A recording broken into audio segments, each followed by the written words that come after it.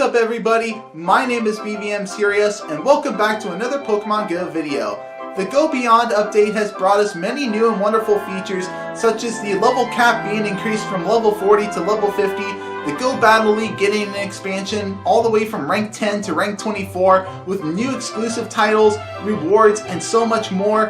And with the changing of the seasons, different Pokemon will be appearing in both the northern and the southern hemispheres. But none of these, and I mean none of these, updates is more exciting to me than the introduction of a brand new fresh batch of new Pokemon. So back in September I actually made a video called Gen 6 Pokemon you should be most excited for, or at least some of them. And some of the Pokemon I actually did mention in this video are ones that are actually going to be appearing in this first wave. However, some of them, like Sylveon and Xerneas and Yveltal, aren't actually going to be coming just yet, but I am very excited to know that these will be coming out eventually. But nonetheless, I'm still very excited to see this brand new first wave of Pokemon. I've just been kind of getting bored with like the Pokemon we already have, so I'm definitely ready for something new. Now, however, I have noticed that not all the Gen 5 Pokemon have made it into the game. We're still missing a few of the families, and I do hope at some point that Niantic will actually be releasing these. But nonetheless, I'm still very excited to see a brand new batch of Pokemon. So this video is going to be mostly me talking about this whole entire first wave of Pokemon and their potential in both raids and the Go Battle League. Or will these Pokemon just end up being dex fillers? Stay tuned and find out. So the first of these Pokemon we're going to be talking about are the Kalos starters. You know, if you're going to have a first wave of anything, you've got to start somewhere, and what better to start with than the Gen 6 starters? So the first of these we're going to be talking about is the Chespin line, which evolves into Quilladin and then from there into Chesnaught. So Chesnaught is a grass and a fighting type Pokemon, and I feel like this Pokemon is going to have a decent amount of potential with the stats that it has and also the moveset. But obviously it's not going to be as good as like Roserade or Mega Venusaur, but I definitely still feel like with it having Vine Whip as a fast move and Energy Ball as a charge move, it's not going to be as bad. But I feel like Chesnaught will be even better, especially if it gets like a community day much further down the road. Obviously, I'm not expecting to see a community day right away, but if it does get one, I'm expecting to see this thing get like Frenzy Plant, making Chesnaught even better than what it already will be. Now, unfortunately, as a fighting type Pokemon, it does not have access to moves like Counter or Dynamic Punch or Cross Chop. So as a fighting type, Chesnaught kind of lacks some potential there, but it's still going to be decent as a grass attacker. Now on the Go Battle League aspect of things, with that access to Vine Whip, it's going to be a pretty decent energy gaining move, and Energy Ball is also there as a good grass move to damage your opponents with. And from what I'm also seeing, it could also possibly have access to Superpower, which is still a decent fighting move, but you have to be very careful with how you use it. And if it does end up getting access to that charge move of Gyro Ball, this could be very useful to use against something like a Fairy Charmer, like a Wigglytuff or a Clefable, if you do end up going into one. And Chesnaught will also be very useful against that Galarian Stunfisk and Azumarill that we commonly see in the Great League. So I do feel like there's going to be plenty of potential for Chesnaught in both raids and the Go Battle League. Definitely not going to be a dex filler. And the other reason I'm also kind of excited for Chesnaught is because I did end up starting with Chespin when I played through Pokemon Y, so I do feel like this has quite a bit of personal value to me. Alright, next up we have the Fennekin line, which evolves into Braixen and then into Delphox. So Delphox is a fire and psychic type Pokemon, and seems like it'll have some pretty decent moves that'll make it fairly useful on both the raid aspect and the Go Battle League aspect. Even though Delphox isn't going to be as good as some fire attackers like Reshiram or Chandelure, or even Darmanitan as a fire attacker, I still feel like this thing is going to have a decent amount of potential for raids, especially if it does end up getting its own community day much further on down the road and getting access to Blast Burn, which I do feel like will likely happen much later on in the future. With Blast Burn, Delphox will be able to dish out even more damage than what it will. Now, as a psychic attacker in raids, Delphox is not going to be anywhere near as good as like Mewtwo or Espeon will. but it's still there as a basic Psychic type. Now, when it comes to the Go Battle League, I feel like there's going to be a decent amount of potential for it, especially with it having access, or possibly having access to Flame Charge as a charge move, because it does increase your attack by 1 stage, and also having access to Psychic. It's going to be having a decent amount of coverage against the meta that we see in the Go Battle League. Now, I feel like this Pokemon could be even better, especially if it had access to the charge move of Shadow Ball, because if it does, then it would be really good against something like Giratina and Cresselia. It would be able to destroy all 3 of the top meta monsters that we see in the Ultra League, minus Swampert, of course. Next up on the list is the Froakie line, which evolves into Frogadier and then into the popular fan favorite Greninja. Now, what makes Greninja so popular is its design. I mean, come on, who wouldn't think that a Ninja Frog just looks so cool?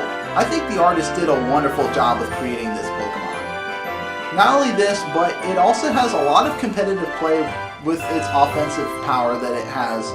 And I definitely feel like Greninja is going to be even more useful, especially if it gets access to its other form called Ash Greninja, which is based off of Ash Ketchum's special Greninja that he uses in the Pokemon anime. With Ash Greninja, its offense goes up even higher than what it already is, by roughly about 100 points. So if they do decide to release Ash Greninja, I highly doubt they're going to release it immediately on debut. Whenever they do decide to release this thing, I feel like this Pokemon is going to be even more amazing than what it already is, because it's going to be able to dish out so much more damage as a water attacker and a dark attacker, because Greninja will likely have access to moves like Bubble as a fast move and Surf as a charge move. And especially if it gets a Community Day down the road, it'll be able to dish out even more damage, especially if it has Hydro Cannon. It'll definitely be able to outpace normal Kyogre in terms of water damage, and possibly Darkrai as a dark attacker with access to Feint Attack and possibly even Night Slash. Now, I know Night Slash isn't as good as Dark Pulse, which is something that Darkrai has access to, while only Greninja only has access to Night Slash. I still feel like that with the higher attack stat that Greninja has than Darkrai, I still believe that Greninja will likely be outpacing Darkrai in terms of damage. So needless to say, Greninja will become very meta relevant in raids in the form of Ash Greninja with that super high attack stat. Now, just so you guys know, this is not a Mega Evolution. This is actually classified as its own term called Bond Phenomenon, which is what allows Ash Ketchum to bond with his Greninja, allowing Greninja to change its form. Now, on the Go Battle League aspect of things, while Bubble is a very decent energy gaining move, I feel like there just really isn't much that Greninja is going to be able to cover, and considering how squishy it's going to be, yeah, it's going to be going down to a lot of opponents, so not a whole lot that Greninja will be able to do in the Go Battle League, but it's still going to be a very good water and dark attacker to use in raids, especially with Ash Greninja coming out at some point, which I hope they do, because I think Ash Greninja looks even cooler than regular Greninja. That's just my personal opinion. And another thing that I'm certain that fans would like to see is the introduction of its own special move, Water Shuriken, get implemented in. Because a lot of us back during Torchic Community Day, we were all wanting Blaziken to get Blaze Kick, but instead it got Blast Burn. But of course they knew we wanted Blaze Kick, so they gave us Blaze Kick. So I do hope that they consider adding Water Shuriken for Greninja when that time actually does come. Moving on to the more normal Pokemon, the next Pokemon we're going to be talking about is the Bunnelby line, which evolves into a Pokemon called Diggersby.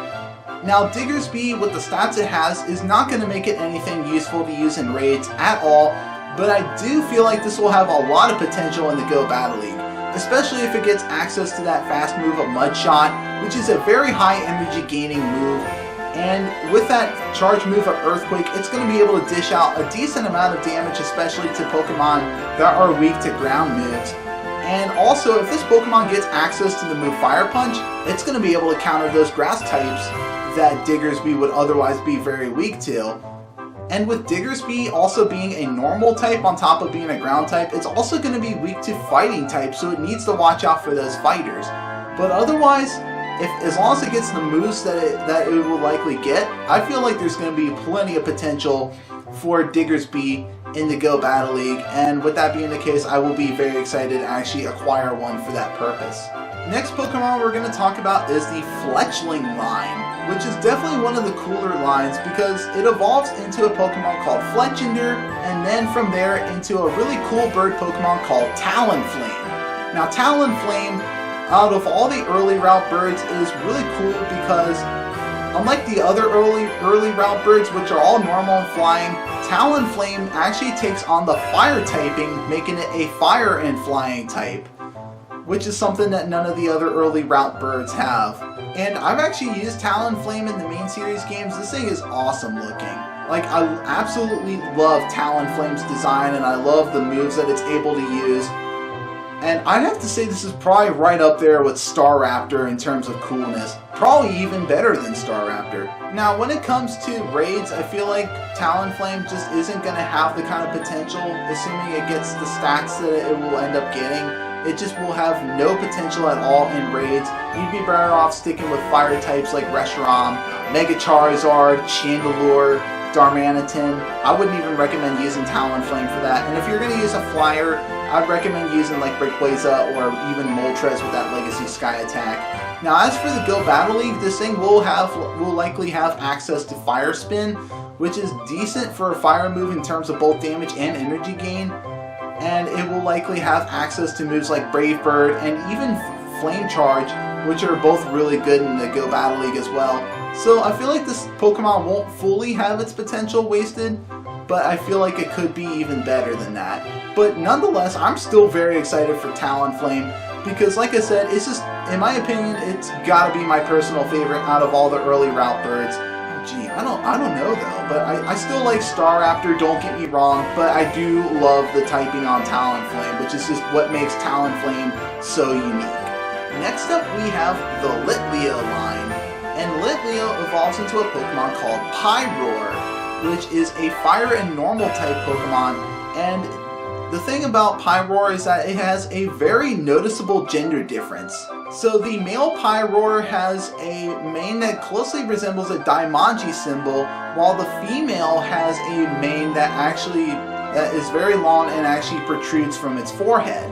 Now, between raids and the Go Battle League, I feel like this Pokemon is going to be more useful for raids than the Go Battle League, because it still has decent moves like Fire Fang and Overheat that are really nice fire attacks, but definitely not going to be outclassing Reshiram or Chandelure or Mega Charizard, so you'd be better off sticking with those than using Pyroar if you can. And in the Go Battle League, with these movesets and not having access to Fire Spin, and with Pyroar just being very fragile with that low defense it'll have, it's just not going to be that useful.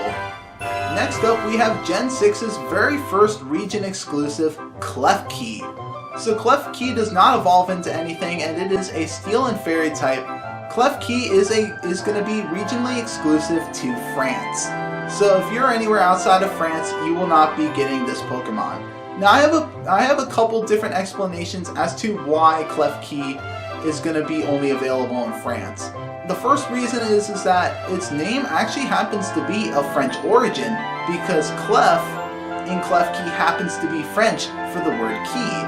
The other reason I could think of is that the Kalos region, which is where all these Pokemon come from, happens to be based off of France, and I feel like Niantic probably thought that a singular Pokemon like Klefki would be very easy to be turned into a regionally exclusive Pokemon. Now, in terms of raids, with the stats it has, it's just not going to be very useful at all. And in the Go Battle League, with it only having access to Tackle and Astonish for fast moves, none of these are very good in terms of damage output or energy gain. So unless they increase the damage and or especially the energy gain on either Tackle or Astonish for Klefki, then there's going to be very little hope for this Pokemon. And Klefki will therefore end up just becoming a Dex filler at that point. But while it does have decent charge moves like Play Rough and Foul Play and Flash Cannon, the fast moves just aren't going to be enough to compensate for that. Now, despite that, people are still going to want this Pokemon because it is, after all, a regional exclusive, and people are going to be going after this thing like crazy just to make sure that they have it in their Pokedex and it'd be really cool if I could actually get a Klefki of my own. I'm not sure how things are working right now because of the whole coronavirus pandemic, but I do hope that one day things will actually get a little bit better and that maybe one day I'll actually go over to France and then get a Klefki of my own.